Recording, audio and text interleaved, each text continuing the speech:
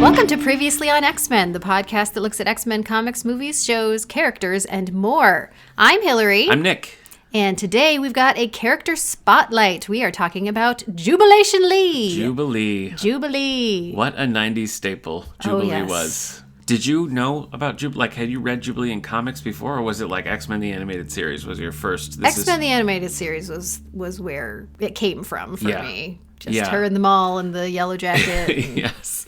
Yeah, I don't think I was familiar with her either, because I'd loved Pride of the X-Men and watched it on VHS like hundreds of times. And so that in the video game, she has very similar powers to Dazzler, like the look of the powers in Pride of the X-Men and the arcade game. So I was like, oh, is this like a new Dazzler? But no, it's Jubilee. She's new. She's hip. She's fun. She's a teenager. That's right. So why don't you hit me with some comic book history for this character? I would love to do that. Jubilation Lee, as her full name is. Yes. They had to know what they were doing. By calling her Jubilation. Jubilee, it's right there. Of course they did. I mean her parents, her fictional parents, had to make this decision. Sure.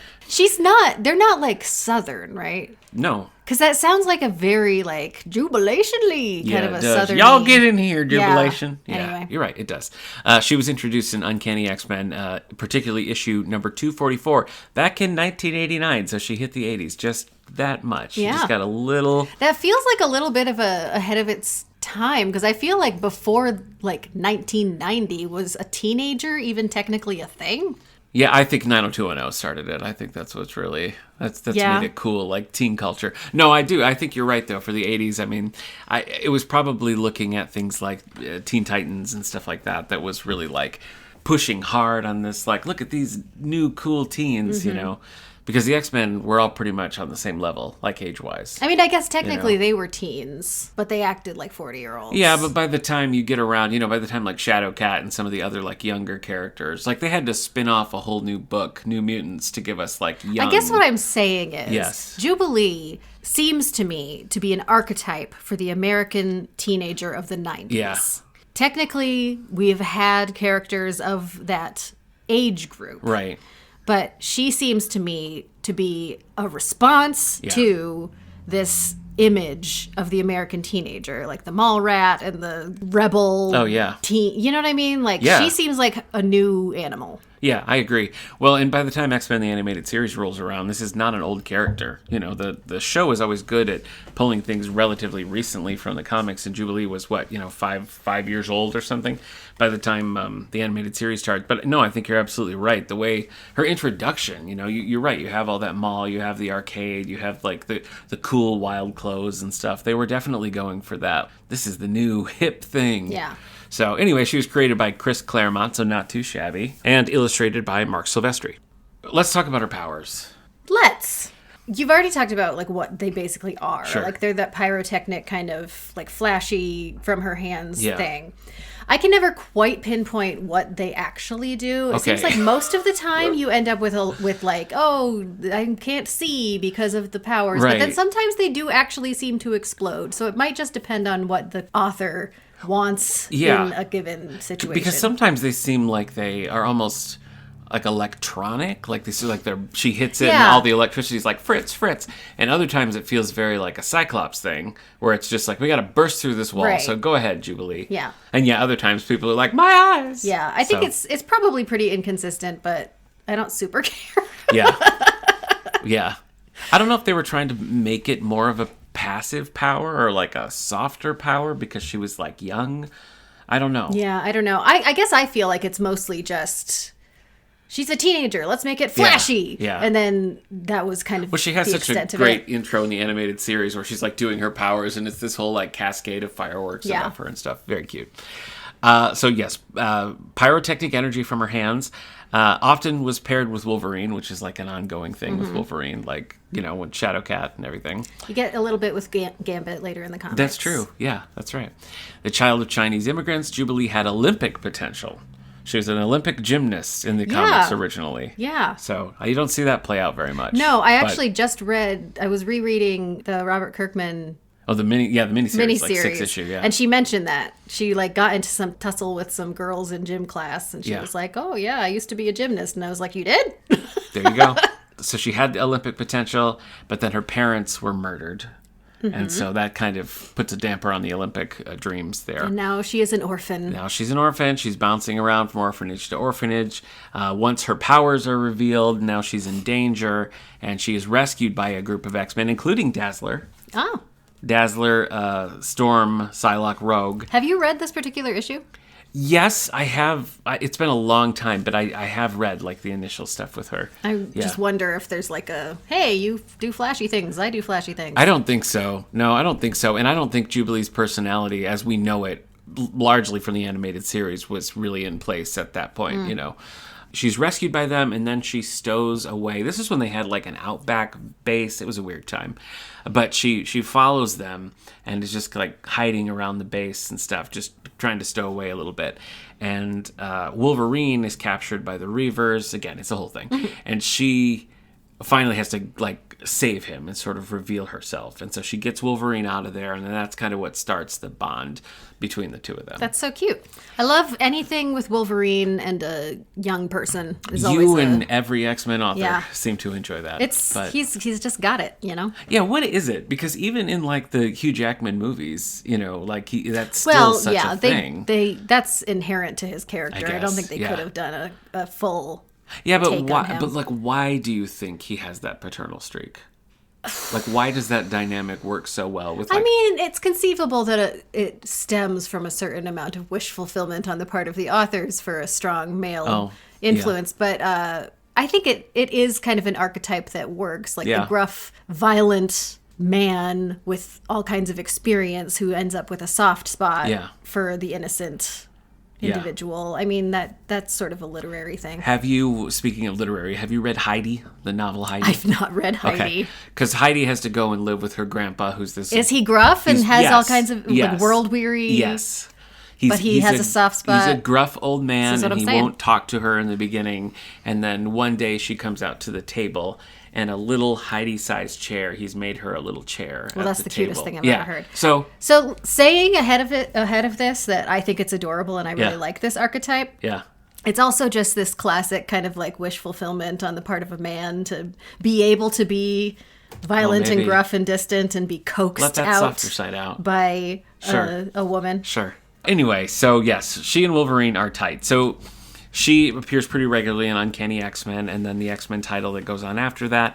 And Wolverine had a popular solo title at the time, and for the tail end of that, she joins that as like a regular thing. And there had been, Wolverine and Kitty Pryde ongoing series earlier, so it kind of harkens back to that. And then you've got X-23. Yeah. More modern. It just keeps happening. So after the Wolverine title wraps, she moves over to Generation X, starts that. She's there for 75 issues. You guys just talked about that a few episodes back for Halloween. Yeah. That's sort of like a teen hangout vibe. Yeah. I mean, who doesn't want just a group of friends? Although in that one, I think Jubilee, if I'm remembering it right, Jubilee is one of the adults in the room. Well, I think in the initial stuff, no. In the more recent stuff, she is like one of the cool teachers. Oh, okay. So yeah, she's with Generation X for a long time. She goes back to the X-Men once Generation X wraps, so early 2000s. And that brings us to the miniseries that you were mentioning with Robert Kirkman. I read that in single issues back in, I don't even know how long ago. Look at you. It came out in 2004, so... I was rereading it, like I said, and I could have sworn I'd never seen a single frame.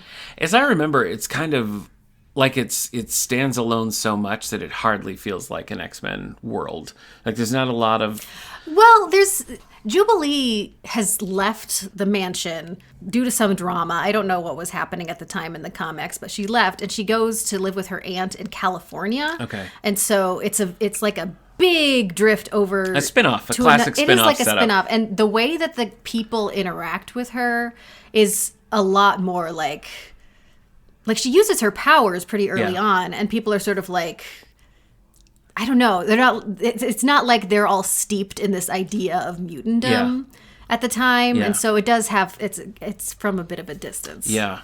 And I just recall she doesn't use her powers a lot. Like it's a much more like character. It's a teen drama. Yeah, it is. It's fun. I liked it. That brings us to House of M, which I have read things around House of M, but I have never read like the House of M saga. I am pretty sure that I have read this whole thing. Yeah. but I don't really remember it, Okay. except for the covers of the comics. Sure. Well, the trades were so cool because when you put them all Yeah. together, they would make the House of M logo. So very cool. But anyway, Jubilee is one of many who loses her powers in that, and not one to rest. She takes on the title of Wondra. Just said she doesn't have powers. Well, right now, Yeah. as we're speaking, is the first time I have ever heard that in my life. I'm bringing my librarian Wondra. skills. I'm bringing your research. So she decides she's going to live power free, but she's going to be a superhero-ish, and she joins the New Warriors during this House of M, dark era. Yes. But that's not the weirdest thing that happens to Jubilee. No, I know where you're going Okay. here. So one of the biggest character changes came in 2010. Okay.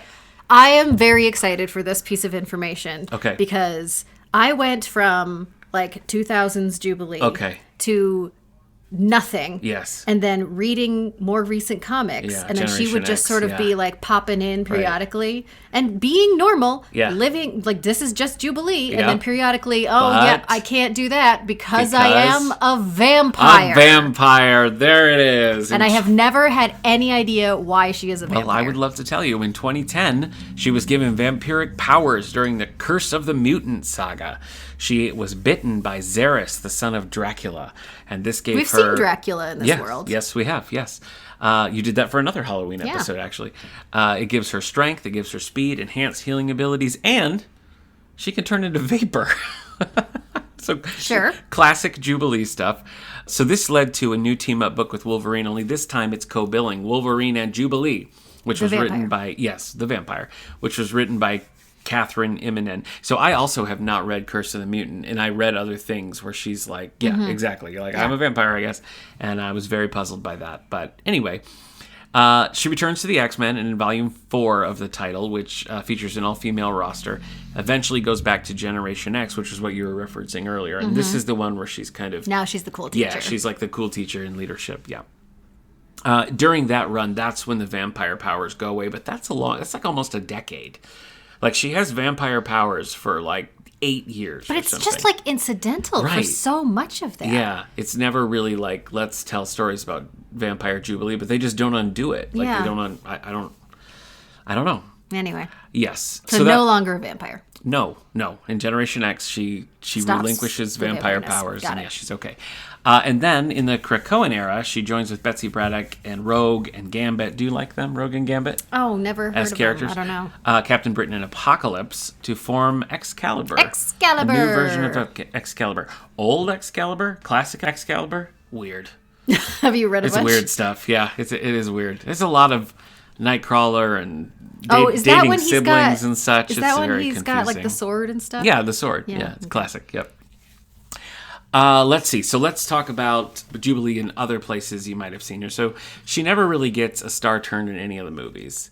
Yeah, I feel like it's because of the animated series, because I feel like she was so thoroughly highlighted in that show, and then when the movies come out, it's coming straight out of that, and they're like, let's just chill on the Jubilee for a second. We need a cute girl character. Yeah. So let's do Rogue, I guess. Yeah. She's young. Yeah. Let's just do that. Well, I also think, too, in the movies, they can't resist giving her all of her 90s aesthetics in a very not 90s world. Yeah. So she's always, got the yellow with, the big hair and everything. It's I don't know. But Katrina Flores plays her in the first movie, and then Kia Wong in the second and third movies. But again, it's just cameos. Glorified cameos. I mean, it's easy to do a cameo for Jubilee because you basically just need the yellow. coat. Yeah. So. Which so many characters are yellow, but you see that yellow coat, and you're like, yeah, Jubilee. Jubilee. Sometimes with the big sunglasses. The glasses, sure. Lana Condor plays a bigger role. Jubilee has a little bit more to do in X-Men Apocalypse, and apparently there was a lot more that they decided to cut out to give more time to Oscar Isaac and his sand-based apocalypse powers. Yes. So we don't really see her much, and then that I don't remember her being in Dark Phoenix. Maybe she is. I'm trying to picture it. I don't see her in my mind's eye. Yeah, no, I don't either. But I mean, she's around in that era, so if she pops up, that's what it would be. TV, of course, we've talked about a lot, and she's voiced by Allison Court in X-Men the Animated Series. Holly Cho takes over in X-Men 97. But Allison Court comes back and plays Jubilee, but in the Abscissa persona, which is just in the Mojo episode. Right, when she's like an old version of herself. Yes. Yeah, that's cool. Yep. Did you see that Mojo episode? As far as I remember, I talked about it thoroughly in this podcast. We have different recollections of that. But in X-Men Evolution, Kiera Zani voices her. And then we have Heather McComb, who plays her in live action, the ill-fated Generation X pilot. That was okay. Yeah, I mean, it wasn't great, but, like, had it gone to a series, it probably would have... There were seeds. Yeah. Oh, it was, again, like, not to bring it back to 90210 every time, but, like, that was the era of, like, the teen drama. Yeah. And I feel like it was, like, just a little before, like, the Spider-Man movies and stuff, when that kind of people were stuff such came back. chickens about superhero stuff. Do you remember this? Yeah. We're very old. Yeah, I know. Back before the Spider-Man movies and the X-Men movies, it was like, oh, we can't do that. Yeah. No one will buy that. I don't know if it's like the technology for like making the things happen wasn't there yet, and so they didn't think they could sell it. I don't know. Well, I mean, it's crazy when you think about it. It's like you had the Incredible Hulk show in like the 70s. You had Linda Carter in the 70s, Adam West in the 60s, and then it was just kind of like, little things, Lois and Clark, of course, but like it was not wasn't a big time for it. And it just seems like there's so many characters they could have done. It's interesting to think about what an IP-based world we're in right now. Like, does the character have any name recognition? Let's give it a shot. Right. And back then, it was like, no, that's a comic book character. What are you talking about? Could never be on TV. Weird times. Let's see, what else? Well, she is a playable character in X-Men Legends, and of course, Eric's beloved Marvel Snap. Marvel Snap. That's the one that's like cards, It's right? cards, yeah. I played it for a little while, but he's going pro on it. Yeah. I think he's the only one on this earth still playing Marvel Snap, but he is doing it.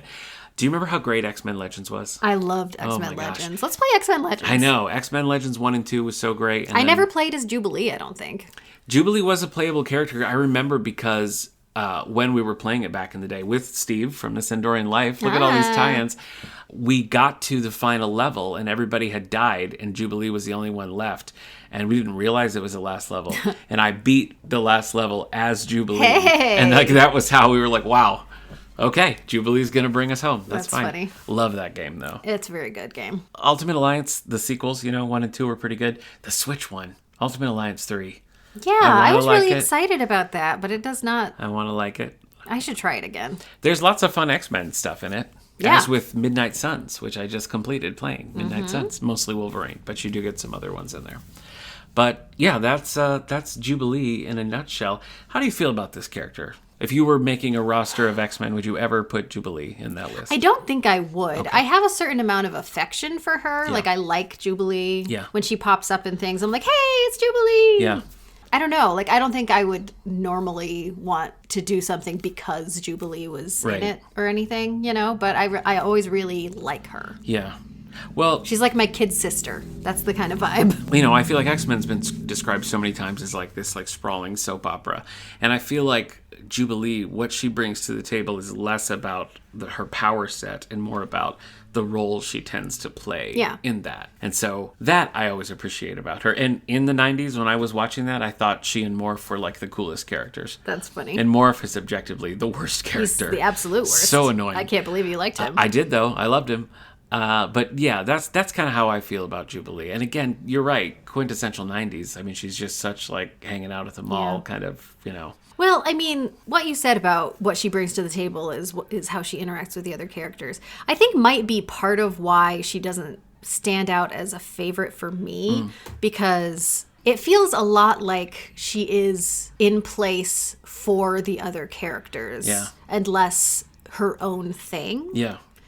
And I think, people do things with her and stuff, but the core of her character feels like a lot of the time is, what if this girl was with Wolverine? Yeah. What if, Storm and Rogue had to have this little kid tagging along while they do you know what I mean? Like, it feels like she's there to show characterization of other characters less than be her own character. I think that is a fair assessment.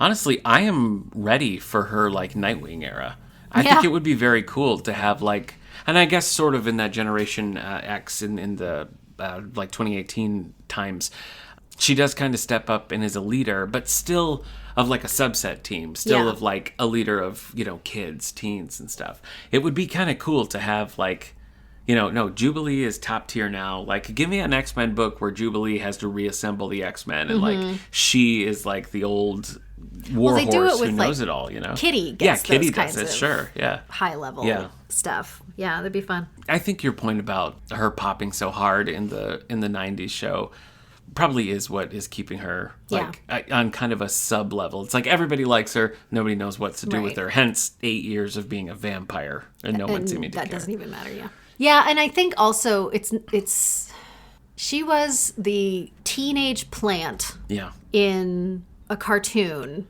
by a group of adults who were like, we need a teenager. Right.